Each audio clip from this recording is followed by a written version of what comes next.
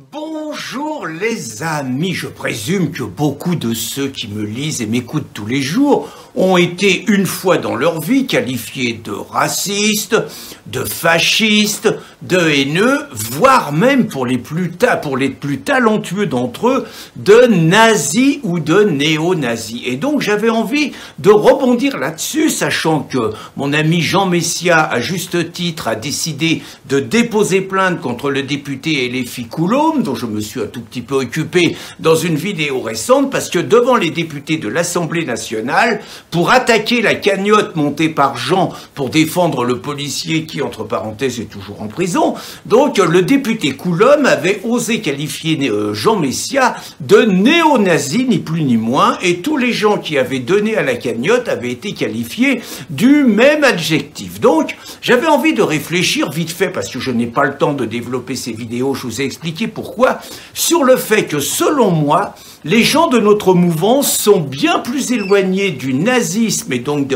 du fait d'être qualifiés de néo-nazis que tous ceux que j'appelle les islamo-fellateurs, les lèse-babouches, les islamo-collabos, comme les insoumis, comme les écolos, comme les antiracistes, comme tous ceux qui nous traînent devant les tribunaux parce que nous critiquons la religion d'amour, de tolérance et de paix que prétend incarner l'islam. Et tout cela pourquoi? Autour de deux choses. Je vous ferai remarquer que c'est dans les pays musulmans que Mein Kampf est le plus vendu comme livre, sans problème, et je vous ferai remarquer qu'il y a entre